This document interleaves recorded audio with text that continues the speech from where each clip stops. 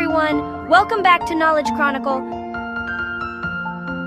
Have you ever wondered how a tiny amoeba crawls? How our lungs stay clean, or how we effortlessly walk, run, or swim? Movement is one of the most fascinating signs of life. And today on Knowledge Chronicle, we're diving deep into the world of locomotion and movement. Stick around till the end, because what you're about to learn is the hidden engine behind every step you take, and even every breath you draw. Let's start with the basics. Movement is a general term that refers to any visible or invisible motion performed by living beings. Even plants move.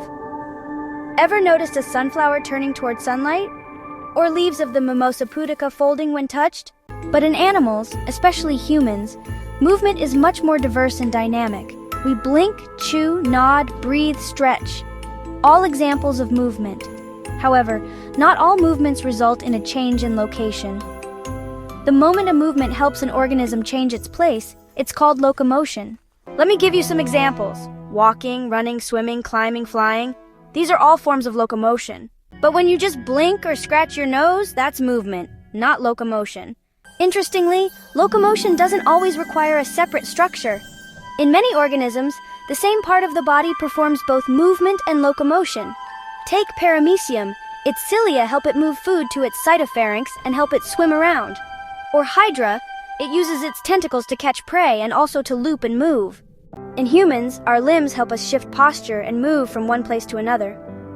So it's safe to say, all locomotions are movements, but not all movements are locomotions. Now let's talk about the three main types of movement seen in the human body. 1. Amoeboid movement.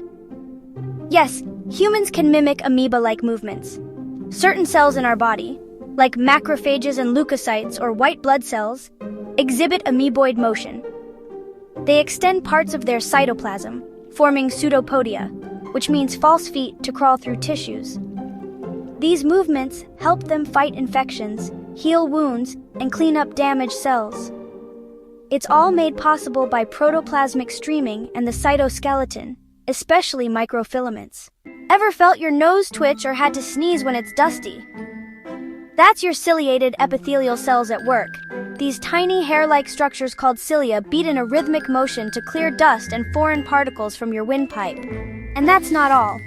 In females, cilia also help transport the ovum through the fallopian tubes.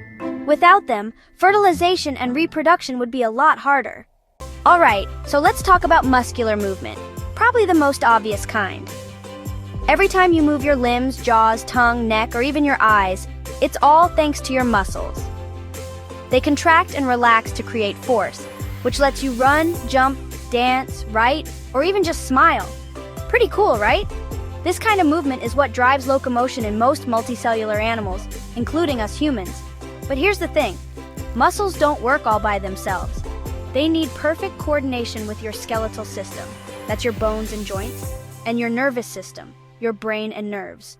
That's how you're able to stand up, balance, and move, all in one smooth, seamless action. So, why do organisms even need to move or locomote? Well, it's actually pretty simple: survival. Animals move to search for food, find mates, escape predators, seek shelter, or migrate to better climates. Every single movement has a purpose, and it's absolutely vital for the continuity of life. Okay, let's do a quick recap.